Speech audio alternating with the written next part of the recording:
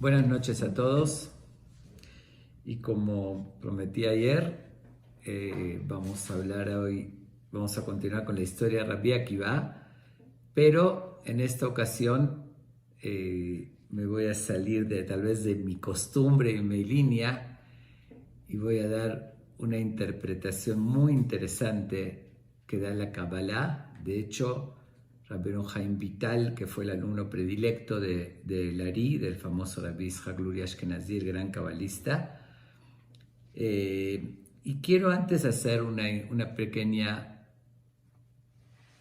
introducción a lo que voy a decir, que primero estuve relatando historias que están en Midrash, en el Talmud, en diferentes fuentes acerca de Rabbi Akiva y de otros grandes sabios a través de todo este periodo que expliqué las Mishnayot del Pirkei Avot.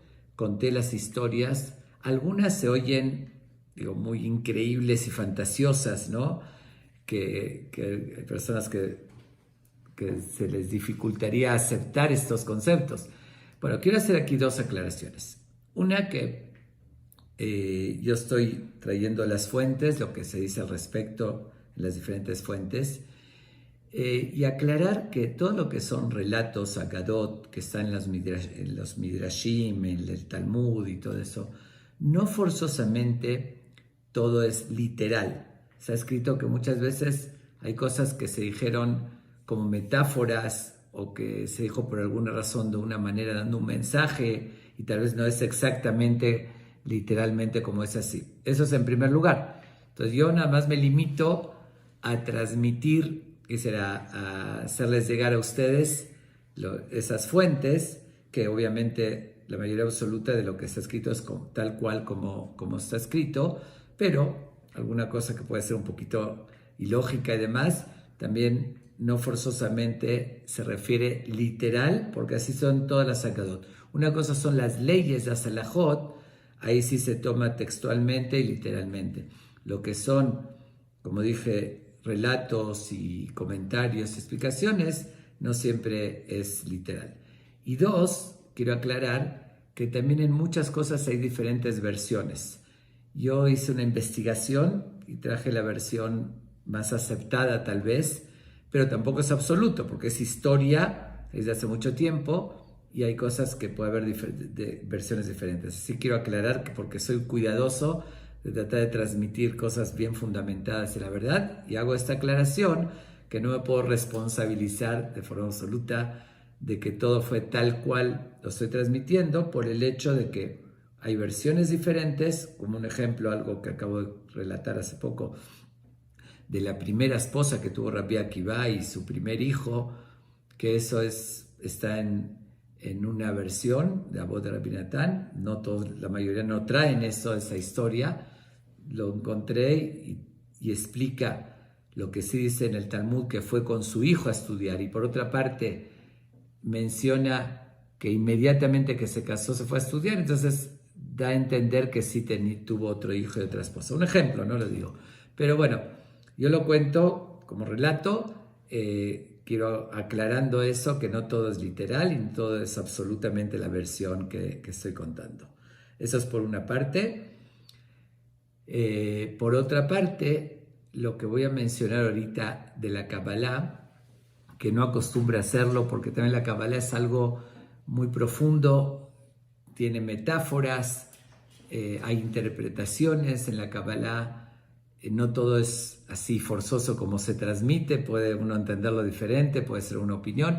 Entonces, en esta ocasión voy a dar esta explicación por lo interesante que es. Puede ser literal, puede ser no literal.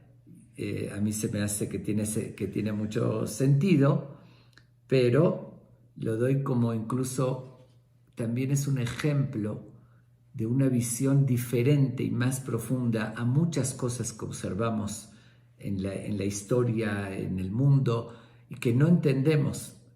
Y aquí es, aunque sea, ampliar un poquito el panorama para que nos acostumbremos que no todo es como aparenta ser. Las cosas pueden tener otra explicación. Si quieren tomarlo esto literal, como lo transmite Rabbeinu Haim Vital, ese gran cabalista, o pueden, como dije, tomarlo metafórico, o que podría ser parte sí, parte no, no sé, a mí no me consta y no puedo decirles con certeza, pero la idea y el mensaje sí es muy significativo, porque si no lo quieren tomar literal, tómenlo como ejemplo a muchas cosas que suceden en la vida y que no tenemos una explicación, y eso es una posibilidad de explicación para verlo en otra dimensión y las cosas más profundas. Bueno, después de esta introducción, que ya, ahora sí, me quité la responsabilidad porque, como les digo, soy cuidadoso y no quiero que se malinterprete algo. Si es una información que yo lo vi con mis ojos y lo viví, lo digo como afirmando de forma absoluta. Esas son visiones y conceptos. Bueno, entonces quiero empezar con parte de la historia que ya conté de Rabbi Akiva, pero comenzando haciendo unas preguntas de cosas que son difíciles de comprender. Y justamente con esta visión y esta explicación se van a responder todas estas preguntas. Todos conocemos la famosa historia que en el periodo de los días que contamos Omer murieron 24,000 alumnos de Rabbi Akiva. Este gran Rabbi Akiva, que tanto hablamos de él en estos días, que llegó a un nivel tan, pero tan alto, y que su esposa se sacrificó para que vaya a estudiar, y logró reunir 24,000 alumnos en esos 24 años que estuvo estudiando con el permiso de su esposa, 1,000 por año, y al final todos esos alumnos fallecen. ¿Y cuál es el argumento que conocemos? Porque no se respetaban lo suficiente unos a los otros. Pero aquí realmente cabe preguntar dos cosas, dos preguntas importantes sobre esto. En primer lugar, ¿puede ser una sentencia tan grave por no respetarse? Obviamente que es muy importante respetarse, pero en ningún lugar dice en la Torá que está condenado a pena de muerte. Una cosa es asesinato o algo similar y otra es no respetarse. Está muy mal, obviamente, es mal ejemplo, pero ¿cómo se entiende esa gravedad? Me refiero de que hayan muerto 24,000 grandes sabios por ese detalle, como que es difícil de entender ese suceso. Eso es por una parte. Y por otra parte, yo me pregunto, es muy extraño también que 24,000 personas que están en la misma escuela, por naturaleza cada ser humano tiene otras cualidades, otro carácter. Digo, son gente diferente, no eran hermanos ellos. Cada uno venía de otro lugar, vinieron a estudiar con Rabbi Akiva, eran alumnos. Todos cometieron exactamente el mismo defecto, todos cayeron en eso, como que está extraño. Digo, podría ser, pero es mucha casualidad que todos justamente tengan esa mala cualidad de no respetarse. Es algo difícil de comprender. Vamos a dejar ahorita todas estas preguntas en el aire. Al final vamos a responder a todas. Pero voy a continuar con otro suceso importante de Rabbi Akiva, que lo menciona en el Talmud. Y también sobre esto voy a seguir todavía en las preguntas antes de entrar a las respuestas. En el Talmud, tratado de Menajot, página 29, nos relata lo siguiente. Y vuelvo a repetir, no significa, esto sí es una agadá, es como una historia, un comentario, que no se toma literal, es un poquito más metafóricamente, ¿no? Porque el Talmud lo transmite a nuestro alcance, con los términos que nosotros entendemos, como ya le dije en otra ocasión, que cuando dice la Torá la mano de Dios no quiere decir que Dios tenga mano, es una forma metafórica para que lo entendamos. Aquí también el Talmud lo describe tal cual, así como un cuentito que nos dice como si una persona se encuentra con la otra y en términos humanos, pero es mucho más profundo que esto. Entonces nos dice lo siguiente. Dice que Dios, cuando Moshe subió al cielo, 40 días y 40 noches que menciona en la Torá, Dios le enseñó a Moshe, vamos a llamarlo así para entenderlo mejor con la modernidad, digamos como una película, por decirlo así, de todo el futuro, de lo que iba a suceder en el futuro. Le mostró. y entre eso le mostró los grandes sabios que iban a llegar, que iban a ver en la historia. Obviamente los más importantes. Y cuando llega justamente a Rabbi Akiva, que Dios le está mostrando, por decir, la película de Rabbi Akiva, le llama mucho la atención y ve que Dios está, ¿cómo decirlo? Acondicionando, por decirlo así, perfeccionando la Torah. ¿Qué estaba haciendo Dios? Estaba poniendo coronas a cada letra de la Torah. Entonces le pregunta Moshe, ¿por qué estás aumentando a lo que ya escribiste? ¿Qué te orilló a ahorita agregarle coronas y algo especial a cada letra de la Torah? Entonces le contesta Dios. Vuelvo a repetir, no quiere decir que Dios estaba dibujando unas coronas, es los conceptos.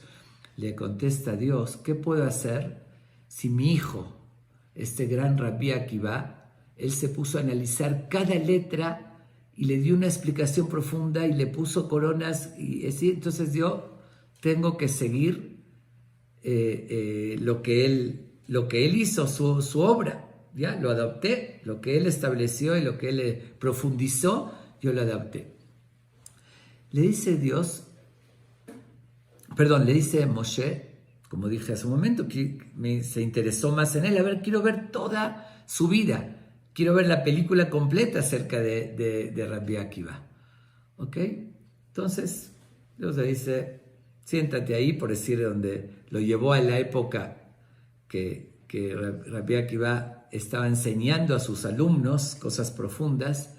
Moshe Rabbenu, el que entregó la Torá, el que Dios le reveló todos los secretos, estaba oyendo a Rabbi Akiva lo que estaba enseñando y no le entendía Moshe.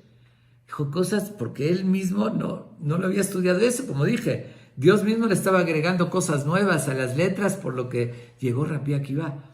Llegó un momento que Moshe se desmoraliza.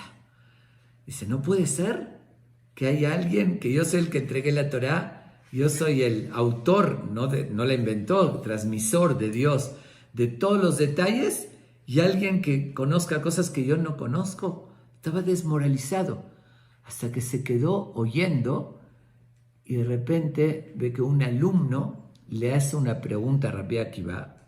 ¿Esto por qué es o de dónde lo sacamos? ¿Y qué le contesta Rabbi Akiva? Esto es Alajá le Moshe mi Sinai. Esto lo recibimos de Moshe de Sinai, y así es porque él nos los transmitió. Ya cuando oyó eso Moshe es como que se calmó. Dice, bueno, al final recurre a él, a lo que él transmitió. Pero ¿qué vimos de ahí? Que de hecho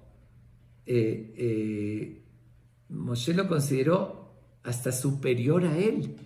Y le pregunta a Dios, si va a haber una persona, si ya me mostraste el futuro, y va a haber una persona de tan alto nivel, ¿por qué me escogiste a mí para entregar la Torah? ¿Por qué no trajiste su alma antes a esta época y lo hubieses escogido a él? Que él sea el transmisor de la Torah, no yo. Dios no le negó esa pregunta, no le dijo que estaba equivocado. Nada más dijo, así lo decidí. Pero si vemos en el texto del Talmud, varias veces le dice Dios, Hazor le ajoreja, unas palabras muy extrañas. Voltea para atrás, regresa para atrás, que así lo decidí. Cuando se interesa más Moshe, le dijo, quiero ver su final, toda su vida, hasta el final. ¿Qué le enseña a Dios? La muerte que tuvo Rabbi Akiva. La muerte que tuvo Rabbi Akiva, lo mencionamos, pero lo voy a detallar un poquito más. Estuvo un tiempo en la cárcel, un tiempo prolongado, lo metieron cuando estaba estudiando Torah, que, por cierto, voy a hacer un paréntesis y voy a contar otra pequeña anécdota muy conocida también de Rabbi Akiva, que cuando él seguía enseñando Torah, porque no podía detenerse, le preguntó a alguien, oye, ¿no te da miedo estudiar Torah? Los romanos en esa época prohibieron cuidar Shabbat, hacer servir Milá, estudiar Torah, le dice, ¿no te da miedo? Le contesta Rabbi Akiva algo tan sabio y tan profundo y le dice, mira, si estudiando Torah me da miedo de los romanos, imagínate sin estudiar. Y le dice a qué se compara y les cuenta una fábula. Le dice lo siguiente, en una ocasión un zorro, que tiene la fama el zorro de ser el más astuto de los animales, estaba junto al mar y ve que habían pescadores que echando sus redes estaban pescando y los peces escapándose de la red así corriendo. Entonces a él se le antojó comerse un pez, pero obviamente ¿qué iba a hacer para atraparlos? Entonces empieza a dialogar con los peces y les dice, oigan, veo que están ahí asustados, están escapando, ¿por qué no vienen conmigo a la tierra? Dice así, bueno, obviamente diciendo en fábula, le dice, tus antepasados también estuvieron conmigo, vamos, aquí va a estar, venga, yo los voy a proteger, vengan, vamos a pasarla bien, ahí se están escapando como locos así de las redes, están en peligro, vengan conmigo a la tierra.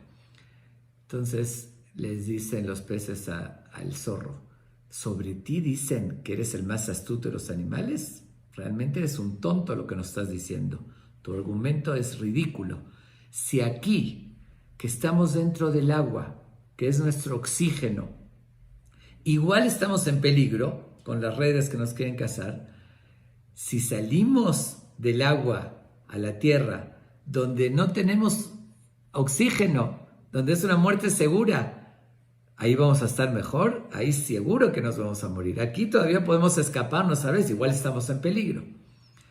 Entonces les dice Rabbi Akiva, eso lo contó como metáfora, les dice, si estando en el estudio de la Torah, que es nuestro oxígeno y nuestra vida, como dice, Kiem Hayenu Beorejamenu, que son nuestra vida y nuestra larga vida, igual estamos en peligro de las redes de los romanos, si vamos a salir del agua, del oxígeno, dejar el estudio de la Torah, voy a estar más en peligro.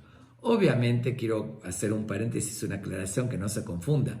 Eso Rabbi Akiva en su nivel, y él sabía que al final tenía una fe muy alta y lo que estaba destinado. Normal, una persona sí se tiene que cuidar, si hay un riesgo y una ley no puede evadirla. Pero Rabbi Akiva, en el nivel que estaba, les contestó así. Pero al final, y era un destino que tenía que vivir, lo atrapan a Rabbi Akiva, lo meten preso, un tiempo en una cárcel, y creo que llegué a contar que iban los alumnos a veces a estudiar a la cárcel y él se negaba, pero iban a veces, cuentan que una vez uno de ellos fue junto a la cárcel como un vendedor, porque también le prohibieron, por eso lo atraparon, le prohibieron enseñar Torah. Entonces fue como un vendedor y empezó a decir, a cantar, como esos vendedores callejeros. Vendo tal y tal cosa, y dentro de sus palabras le hizo una pregunta a Rabbi Akiva, ¿cómo es la ley sobre esto? Y seguía diciendo, vendo, y Rabbi Akiva lo oyó y también le contestó, ¿qué estás vendiendo? Y en la mitad le da la respuesta. Así se la rebuscaban para estudiar. Pero llega el día que lo condenan, ya lo llevaron al patio donde ejecutaban, en la cárcel. Dicen que era vísperas de Kippur, esa es una versión, otros dicen que fue el mismo Kippur, pero la versión del Talmud es que fue vísperas de Kippur, y en ese día fue el mismo Tornostrofos, que tanto hablamos de él, que ayer lo dejé pendiente, que voy a contar la historia de su esposa, de Tornostrofos, que en un momento lo vamos a contar, y vamos a ir relacionando todo. Bueno, de todos modos, llega el día ese y es conocido cómo lo condenaron a Rabbi Akiva, qué muerte tan trágica le dieron, que pusieron unos peines de acero, lo calentaron, cuando estaban al rojo vivo, le fueron peinando su piel, desgarrando más bien. Es algo que no podemos imaginar, la tortura y el dolor y la forma tan trágica de esa muerte. Pero es conocido, se menciona que en ese momento Rabbi Akiva se puso a decir el Shema, Israel, con devoción y con todo su sentimiento. Pero estaba sufriendo. ¿Se pueden imaginar qué dolor tan fuerte es que le desgarren la piel a una persona con peines de acero al rojo vivo, además de quemarlo, desgarrarlo? Y él, concentrado, decía en Shema, dice que le preguntaron los alumnos, Rabbenu Adkan, hasta ese grado, entiendo, está bien que aceptes lo que Dios dispone y aceptes de muerte, pero con esa emoción y esa devoción, ahorita estás sufriendo, ahorita quéjate de tus heridas, de tu dolor. Es el momento para decirlo con esa entrega. Incluso hay una versión también que el mismo Tonostrofos, el malvado ese que siempre discutía con él, que ayer contamos, estaba presente cuando lo estaban matando. Y entonces le preguntó a Rabbi Akiva, dime, ¿tú eres brujo que no sientes el dolor o te vale el sufrimiento? Y le dijo, ni una ni otra, ni soy brujo ni me vale el dolor, seguro que me duele y que sufro. Sin embargo, ¿qué les dijo? ¿Qué le contestó a sus alumnos? Dice, toda mi vida estuve leyendo el Shema todos los días. ¿Qué decimos en el Shema? Ve'avta et Hashem Elokeja, amarás a Dios, bechol levaveja, uchol nafsheja, uchol meodeja, con todo tu corazón, que eso es conectándonos con Él, con el rezo, con la tefilá, bechol nafsheja, y con toda tu alma y con todo tu dinero. ¿Qué significa con toda tu alma? Dice, se explica en Jamim, que incluso si quita tu alma lo tienes que amar. Dice, siempre lo dije de boca para afuera. Dije, es fácil decirlo, pero siempre pensé, ¿cuándo se me va a presentar la oportunidad de no solamente decirlo, sino de practicarlo? Porque cualquiera lo puede decir. Todos decimos eso todos los días, pero no significa que estemos dispuestos a llevarlo a cabo. Entonces dice, siempre esperé. Y ahorita que se me presentó la oportunidad, ¿no lo voy a hacer con esa devoción? Esa fue la respuesta de Rabbi Akiva. Pero realmente, la verdad, es muy difícil igual de entenderlo. Está bien, todo tiene un límite. Está bien que está dispuesto a dar el alma, pero no con esa tortura y no con esos sufrimientos y con ese entusiasmo. Entonces hay que entender qué les respondió Rabbi Akiva. Esa es la tercera pregunta.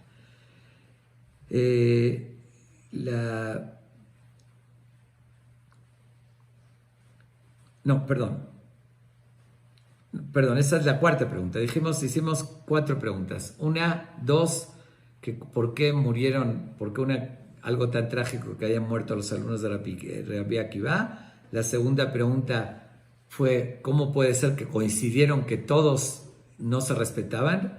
La tercera es lo que Dios le dijo a Moshe, ¿qué significa voltea para atrás? Cállate, que así lo decidí. ¿Qué respuesta es esa?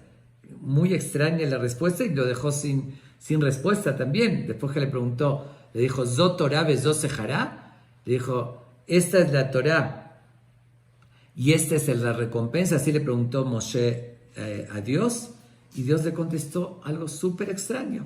Dice, cállate, voltea, que así lo decidí. ¿Qué significa voltea para atrás, que así lo decidí? Esa sería la tercera pregunta. Y la cuarta pregunta, ¿cómo puede ser que por más devoción que tenía, que en ese sufrimiento, que pudo haber esperado eso? Vamos a dejar estas 4 preguntas de lado por un momento y vamos a ir a otro episodio, a otro suceso de la Torá. Este suceso está en los Talmud, es en la época del Talmud. El que voy a contar ahorita lo relata textualmente la Torá en el libro de Bamidbar que estamos leyendo ahorita.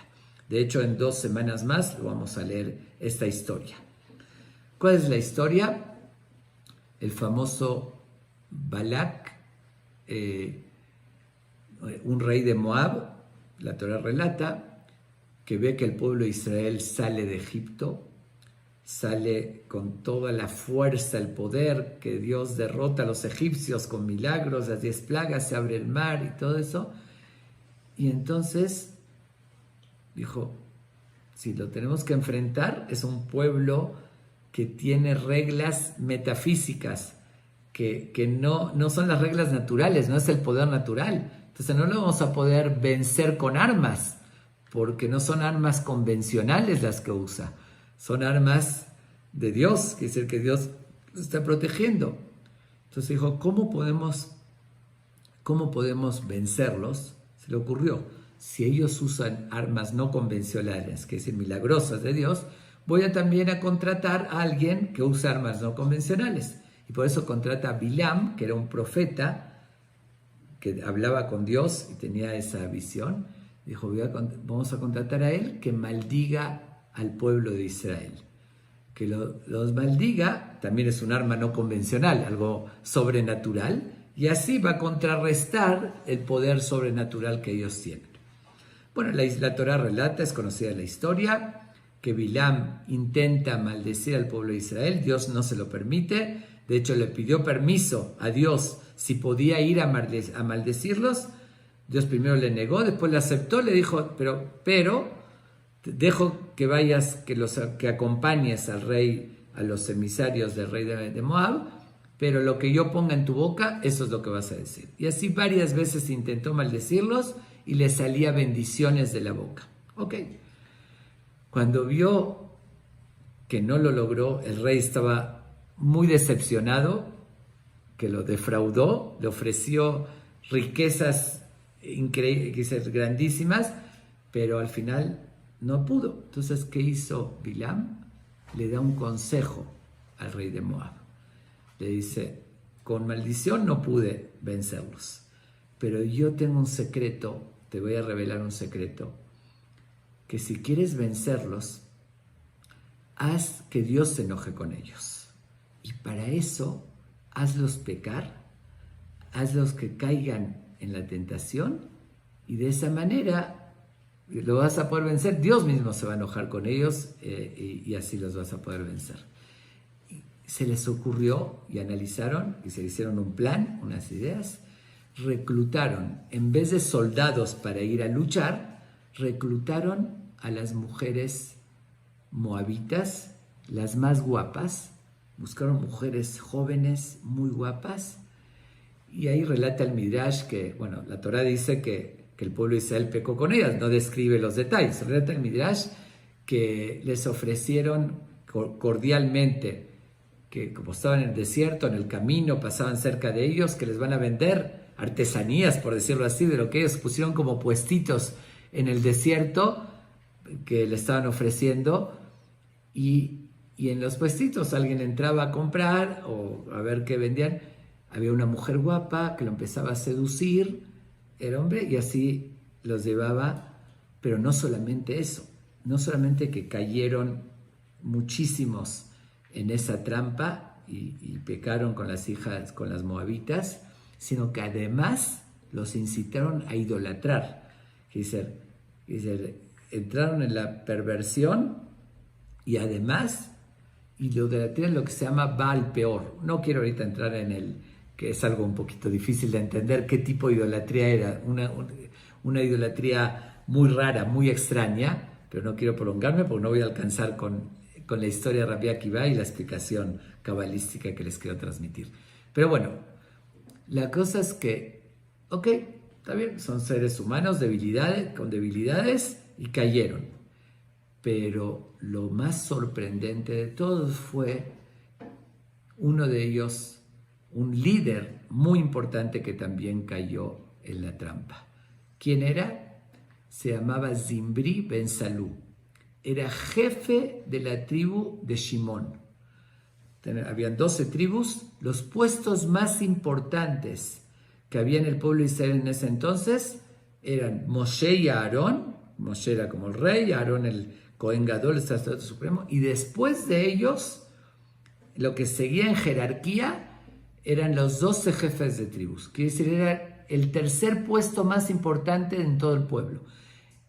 Y esos nombramientos no se hacían por dedazos, ni por influencias, ni por riquezas. Eran nombramientos que eran directos de Dios. Quiere decir que de verdad está a un nivel espiritual muy elevado. Y sin embargo, este jefe de tribu cayó en esa trampa, pero ¿con quién? El rey de Moab mandó a su propia hija, que era una princesa hermosa, también con una belleza muy particular, y estaba dispuesto incluso a mandar a su propia hija para hacer caer al pueblo de Israel, para hacerlos pecar. Pero cuando la manda, le advierte, le dice: tú eres aristócrata, eres una princesa con una belleza fuera de lo normal, no vayas y te desperdicies con cualquier persona, no vas a agarrar a alguien del pueblo e irte con él.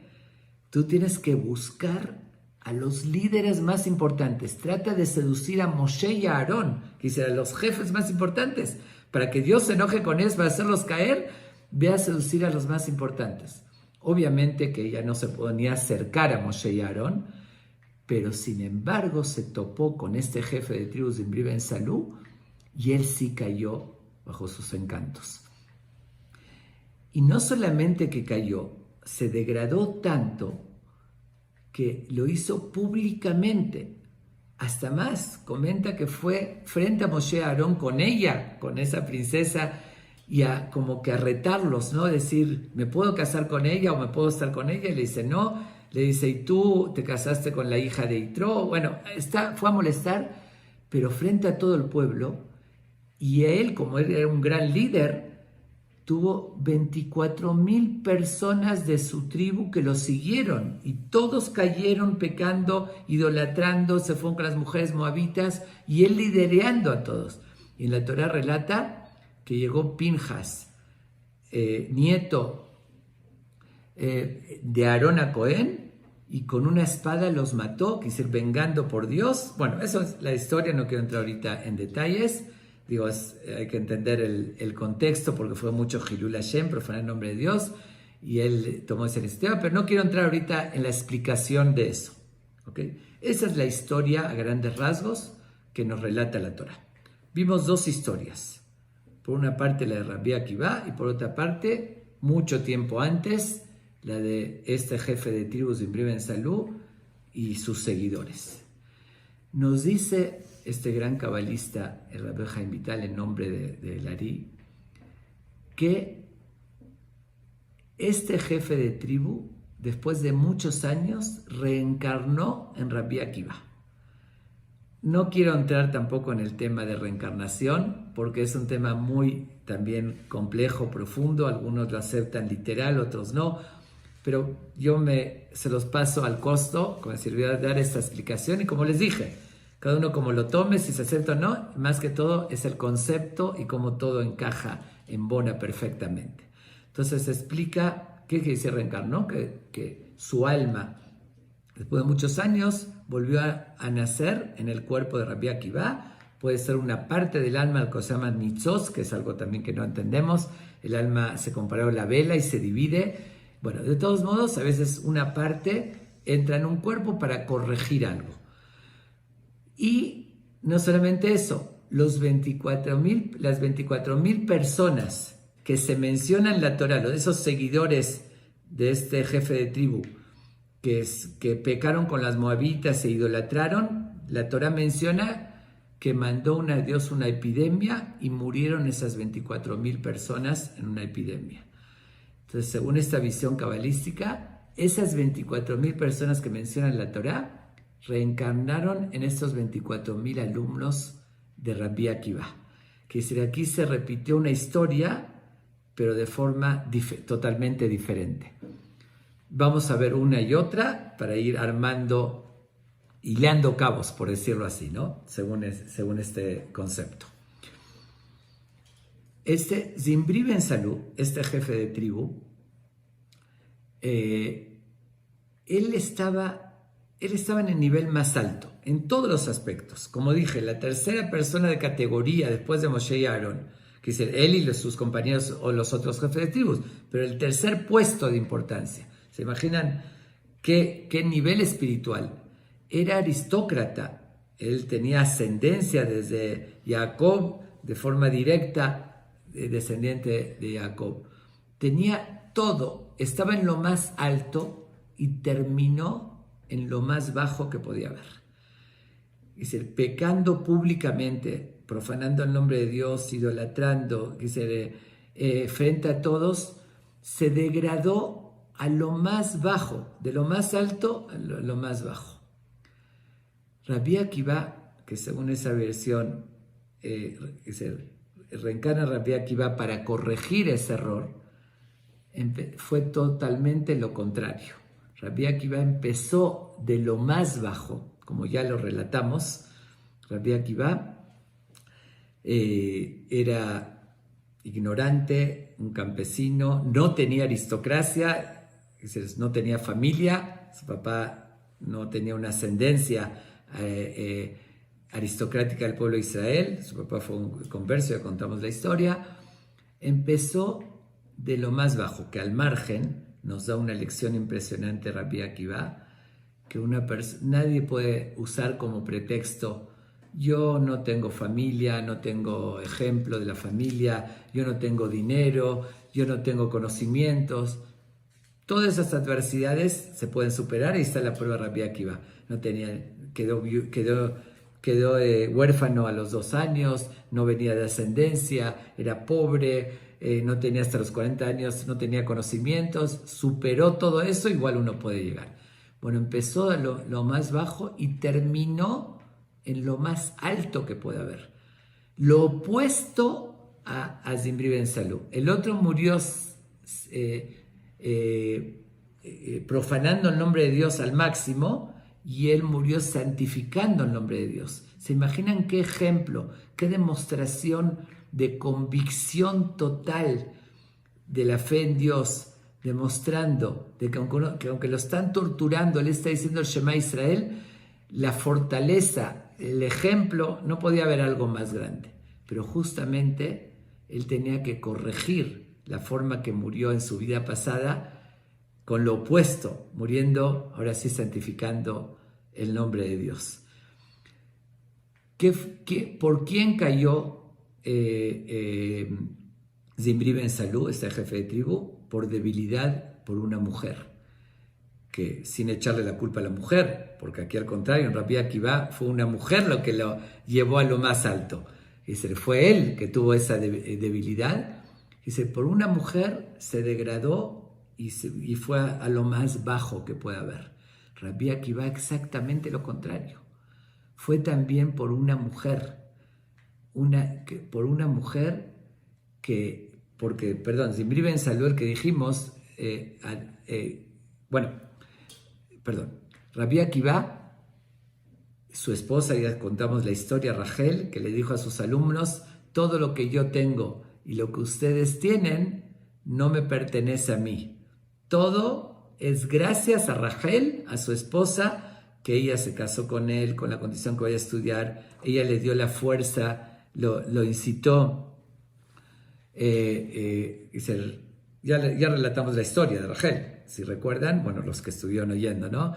Que Rachel era la hija de Calvá Sabúa, del multimillonario, que ella vio en él un potencial muy grande por sus cualidades, y aunque se casó con él, aunque su papá la desheredó y la corrió de la casa, y gracias a ella, que la autorizó, como ya contamos, se fue 12 años a estudiar, regresó, y oyó que estaba hablando con un vecino, y que ella dijo: si se tiene que dar otros 12 años, estaría yo contenta, y se quedó 24. Todo, de todos modos, el nivel que llegó fue gracias a una mujer. Que el otro se degradó por una mujer, y aquí se elevó por una mujer. De esa manera corrigió lo anterior. Pero como en la otra vida pecó por una mujer, tuvo que pasar pruebas Rabbi Akiva, a ver si ahorita sí tenía esa fortaleza de no tener esa debilidad y llegar a pecar por una mujer. Y voy a contar algo más que relata el Talmud. Pero primero nada más un detalle de que el nombre de él, Akiva Ben Yosef, suma 406. Si contamos el valor numérico de cada letra, más las mismas letras, que son 11, Akiva Ben Yosef, suma exactamente 406. Y Zimri Ben Salú, tal como lo dice la Torá, suma exactamente 406. Es algo impactante. Es decir, según esa visión de la Kabbalah, vino él, reencarnó en él y los nombres son exactamente, tienen el mismo valor numérico. Bueno, eso es un detalle, obviamente. No quiere decir que es a fuerzas. Pero hay otro, con esto podemos ver también otro secreto o descubrir un secreto de la Torah. Cuando se menciona en el libro de Bamidbar que Dios mandó una epidemia y murieron esos 24,000 personas de la tribu de Shimón, seguidores de este líder, dice después, Vayhi Harea Magefa, fue después de esta epidemia, Vayomer Hashem el Moshe, y Dios le dijo a Moshe X. Pero hay algo muy extraño ahí. Cuando dice Vayhi Harea Magefa, se interrumpe, hay un espacio en el mismo pasuk. En la Torah, en el Sefer, se va a ver un espacio. No termina ahí la perashá, como algunos lugares que es un espacio natural cuando termina una perashá o la otra. En la mitad de la frase hay un espacio. Y cabe la pregunta también, ¿para qué nos dice fue después de esa epidemia? ¿Para qué tiene que decir eso? Sigue diciendo, puede seguir relatando lo que pasó, que Dios le dijo a Moshe. Entonces, según esta visión, y explica Rabbi Haim Vital, revela este secreto y dice, aquí la Torah nos revela lo que iba a pasar. Dice, Vayhi Harea Magefa, fue después de esta epidemia, deja un espacio. Dice, en el futuro va a haber otra epidemia, dice, otra muerte de 24,000 personas como hubo en ese momento, que era para corregir el error que ellos cometieron, estos 24,000 alumnos. Eso está en código encerrado en la Torah. Y vuelvo a repetir, hasta me siento incómodo cuando hablo de un tema así, que no estoy acostumbrado, me refiero, aunque me gustó, que si estudié conceptos de Kabbalah y demás, pero como no los tomo literal y así, no acostumbro a transmitirlos. Pero bueno, esto está de verdad fascinante, por eso, como les dije, me salí de mi forma o de mis costumbres.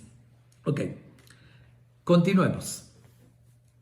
Relata, voy a citar otra anécdota para ir armando, ahora sí, esto porque ya se hizo tarde. Cuentan que una vez en uno de sus viajes, recuerdan que mencioné que Rabbi Akiva viajó mucho para diferentes razones, o para interferir por el pueblo de Israel, para hablar con los romanos, o en viajes que enseñaba, que curaba gente, etc. Uno de sus viajes viajó a Grecia, Rabbi Akiva. Grecia era muy importante en ese entonces.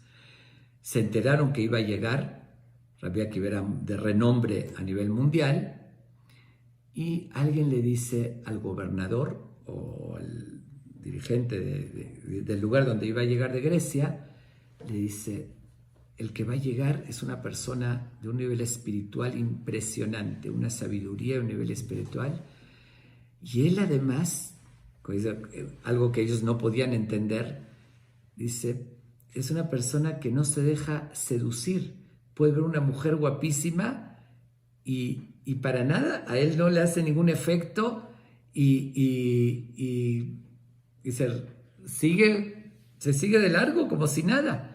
El gobernador, que estaba tan acostumbrado a la promiscuidad y más con el poder y dinero que tenía, dice, no puede ser que haya alguien así. No puede ser que una persona no le haga ningún efecto ver una mujer guapa. Dice, seguramente nunca lo pusieron a prueba. Yo lo voy a poner a prueba. Vamos a ver si es cierto, a ver si existe alguien que tenga esa fortaleza. ¿Qué hace? Era el hombre de más poder en ese lugar. Busca a las mujeres más guapas de todo el país. Dice, sabía que iba a llegar Rabbi Akiva, se preparó. Dice, búsquenme a las mujeres más provocativas, más atractivas que hay. Bueno, las trae, las contrata y les dice, quiero que donde él va a estar, donde va a dormir, ustedes entren al cuarto en la noche, por orden, digan, del gobernador, no importa, que no pueda resistirse. Busquen ser lo más provocativas que pueda haber y yo les pido que acomodé el lugar, lo seduzcan y quiero que caiga con una de ustedes. Quiere decir que si no es una la otra, lo tienen que seducir y hacerlo caer, hacerlo pecar. Bueno, les dice, les voy a pagar muchísimo dinero, dice, si lo logran. Efectivamente, así lo hacen. Investigan, llegan al hotel en la noche, todos se meten, ok, esa es una orden, tenemos que estar aquí. Y empiezan, una por un lado y otra por otro lado, pero obviamente, ¿no? Tiene que ser con su consentimiento, no. Y empiezan a tratar de seducirlo, y así se trataron de quedarse toda la noche. Rabbi Akiva las ignoraba, así hasta con despecho, que ellas no estaban acostumbradas, y más con la belleza que tenían, pero al final, con todos los intentos, pero no lograron en lo más mínimo. Regresan hasta enojadas con el gobernador y le dicen, nos contrataste una misión imposible. Dice, es absolutamente, fue imposible. Preferimos la muerte, así lo dijeron como desesperadas, se sintieron hasta rechazadas, despreciadas, que no estaban acostumbrados a seguir intentando seducir a una persona que para nada. Bueno, comenta el Midrash que lo manda a llamar el gobernador Rabbi Akiva y le dice, oye, me enteré de que había unas mujeres que estaban contigo y que tú las rechazaste. Le dice, ¿que no estaban guapas? ¿No son una creación de Dios como tú y yo? ¿Por qué? ¿No tienes sentimientos humanos? Dice, instintos naturales. Les dice, bueno, le quiso quitárselo de encima y le dijo, sentí un aroma espiritual negativo, de pecados, y la verdad eso me dio hasta rechazo. Bueno, de todos modos se dio cuenta este gobernador que efectivamente, como le habían dicho, tenía esa fortaleza Rabbi Akiva, y lo felicita y le dice, de verdad es admirable, no había conocido una persona hasta ahorita en toda mi vida que tenga esa entereza y fortaleza espiritual. Por mucho menos, ¿no? Otros no nada más que si los seducían se dejaban, sino iban a buscar, hasta violaban y además era el comportamiento de los romanos en esa época. Entonces lo manda, lo despide con todos los honores, que se ganó su respeto. Pero volviendo a la explicación cabalística, que todavía no acabo y se está haciendo tarde, voy a tener que tratar de resumir muchísimo. El Rabbi Akiva, Dios hizo que suceda eso porque tenía que pasar esa prueba. Para terminar de corregir de la vida anterior, que había, por una debilidad, había pecado y se había degradado, ahorita tenía que pasar esta prueba, pero la más fuerte fue la segunda prueba que pasó, similar. Y ahora sí voy a retomar en lo que me quedé ayer. Ayer conté de Tornosofos, que lo llama el Talmud Tornosofos a Rasha, el malvado, que tanto daño hizo al pueblo de Israel, el que le discutía siempre a Rabbi Akiva, el que contamos varias preguntas capciosas que les decía para hacerlo caer, pero dijimos que siempre le salía el tiro por la culata. Siempre que intentaba, Rabbi Akiva les respondía sabiamente y lo dejaban ridículo a él. Una vez cuentan que llega a su casa enojadísimo, furioso. Su esposa lo ve. ¿Qué tienes? ¿Por qué estás de ese humor? Le dice, otra vez ese maldito Rabbi Akiva que de vuelta me dejó a mí en ridículo, me contestó así, yo quería humillarlo y me salió al revés. Ya no puedo vivir así, lo tengo que vencer. Dice, estamos hablando de vencerlo, en ese entonces era protegido por el César, como dijimos, el mismo César le consultaba. Total, le dice la esposa, ¿sabes qué? Si te está haciendo tanto daño, déjame a mí, que yo lo voy a vencer. Dice, yo sé que en la religión judía es pecado, que decir, más con una mujer casada que hacerlo caer. Yo voy a ir y justamente esta mujer, de la esposa de Tornostrofos, dice, también tenía una belleza, pero como dicen, dotes femeninas muy convincentes, pero muy notoria. Él era muy importante, Tornostrofos, escogió a la mujer más guapa y era muy famosa y conocida por su belleza. Entonces dice, permíteme que yo lo voy a hacer caer.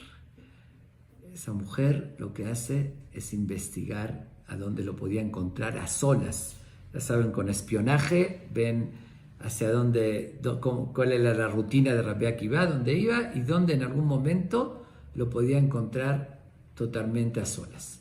Después de la investigación se viste muy provocativa y va hacia donde, y se lo encuentra a él donde está a solas.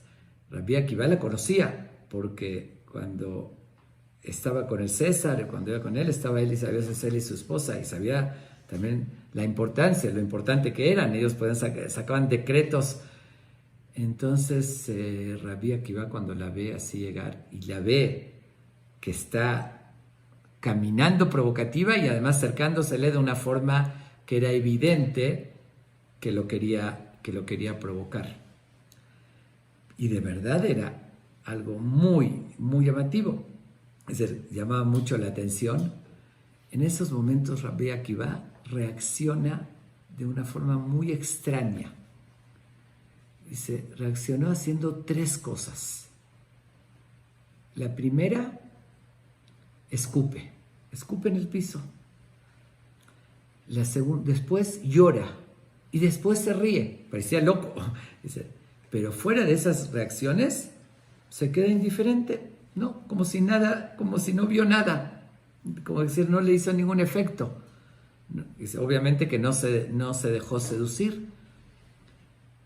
Ella queda, pero absolutamente impactada.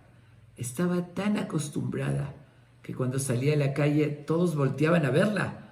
Dice, y bueno, hasta la molestaban, tenía que siempre ella sabía que a cualquier hombre lo tendría a sus pies inmediatamente. Y la primera persona en su vida que se topa, que no se impresiona y no le hace caso, pero siente un respeto. Dice, donde yo estoy, que es en el medio que yo vivo, no hay valores, es puros impulsos animales. Dice, esta persona que tiene estos valores y principios, que no lo encuentro en mi gente. Entonces se queda así impresionada y le dice, hasta se disculpa, y le dice, nada más te pido una cosa, te respeto y te admiro por tu fortaleza y por tu valor, pero te pido por favor, explícame esta reacción tan extraña. Sé que no estás loco. El que ella conocía de las discusiones que tenía con su esposo, la sabiduría que tenía. ¿Qué es eso? ¿Escupir, llorar, reírse? Le dice, mira, te puedo responder a 2 de las preguntas que me hiciste. La tercera no te la puedo responder. Le dice, ¿por qué escupí? Porque obviamente soy un ser humano, no era un ángel. Y de verdad era una belleza extraordinaria. Y inmediatamente se despierta los instintos naturales de un hombre al ver así. Dice, pero sé que no está correcto. Para controlar mis impulsos, justamente pensé en lo que ya leímos en el Pirkei Avot, que dice, dame ain bata, tienes que saber de dónde viniste, mi tipá serujá, de una gota que se descompone. Dice, como que me provoqué, como despertarme rechazo, asco para poder enfrentar y no caer. Entonces, intencionalmente escupí para despertar en mí como un rechazo. Ahora, ¿por qué lloré? Porque por otra parte, sí, valoro una belleza así.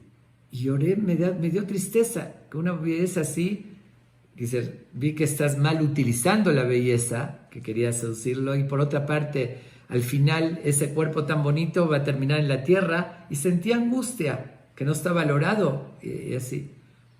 Le dice, pero ¿y por qué me reí? Eso no te lo puedo decir, no por el momento. En algún momento, va a llegar el momento que te lo voy a poder revelar. Ok, fue el último intento que a Tornosofos le salió, como dije, el tiro por la culata, porque ella quedó tan impactada de Rabbi Akiva que decide pedirle el divorcio a su esposo, porque vio la diferencia de los valores que tenía Rabbi Akiva con su esposo, que era malvado, y con toda su gente, y decide convertirse al judaísmo.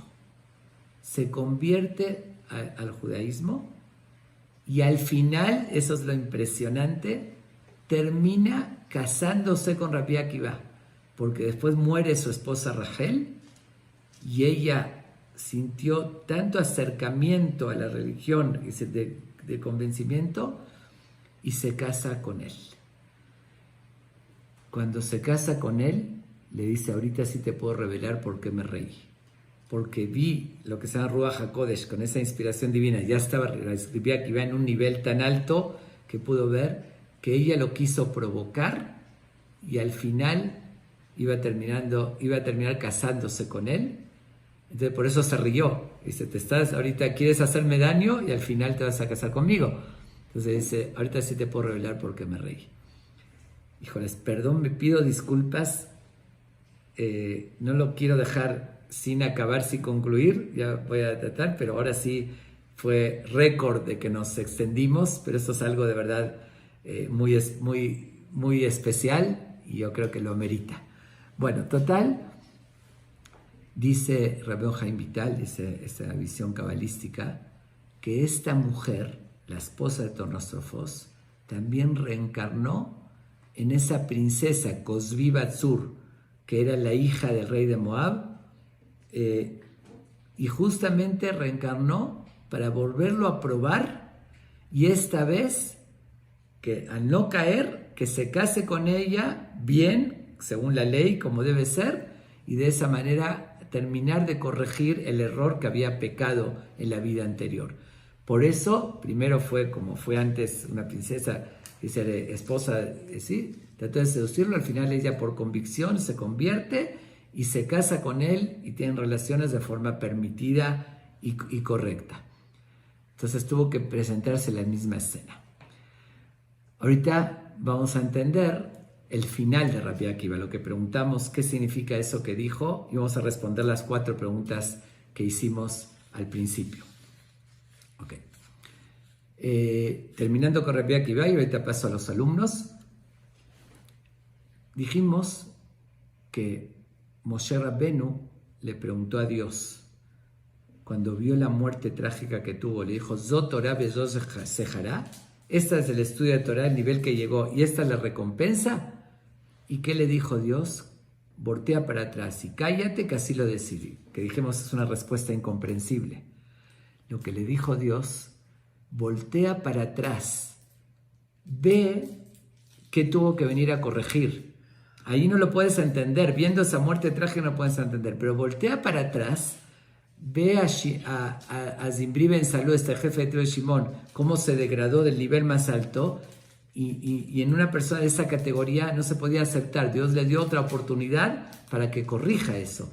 Dice, si volteas para atrás y ves qué hubo antes, dice, vas a entender por qué así lo decidí. Él, para terminar de corregir la muerte profanando el nombre de Dios que tuvo Zimri Ben Salú, tenía que morir santificando el nombre de Dios al máximo, y no había una forma más significativa que con esas torturas igual mantener, de todos modos mantenerse con esa fe. Y también podemos entender lo que respondió a sus alumnos. Cuando le dijeron, Rabbenu Adkan, hasta ese grado, ¿qué les dijo?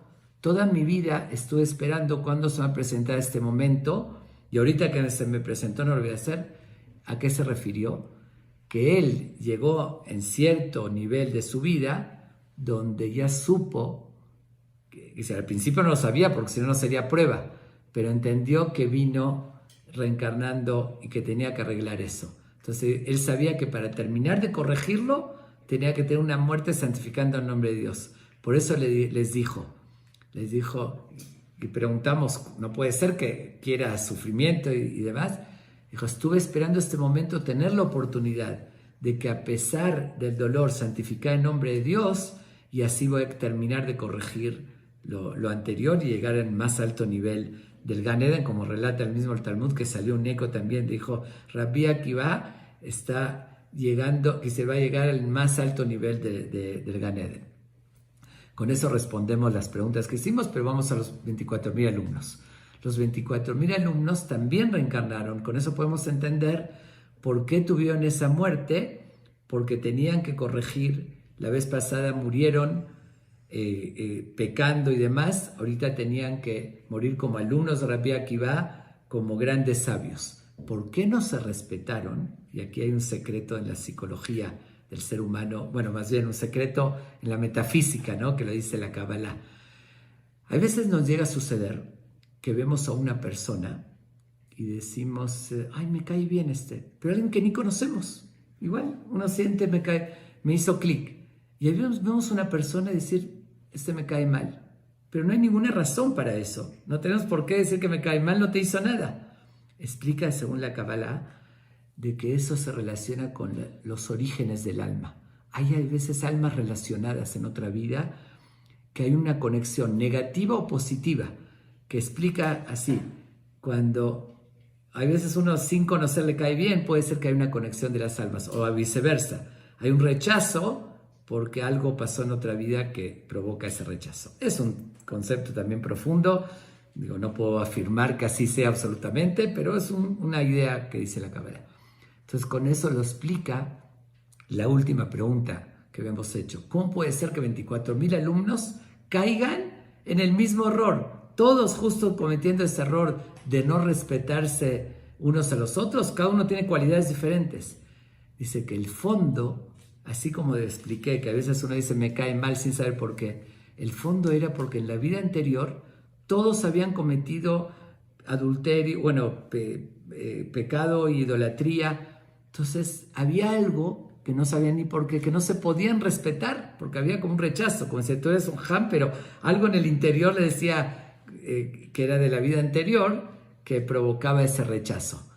Y eso es lo que los llevó a los 24.000, y por eso terminaron de corregir lo anterior, esos 24.000. Y todo coincide, el pasú que dice fue después de esta epidemia con puntos suspensivos, que va a llegar otra, hasta, como dije, el valor numérico del nombre de Rabbi Akiva, y explica por qué Rabbi Akiva muere de esa manera, y por qué esas pruebas que tuvo, y todo embona perfectamente esa historia.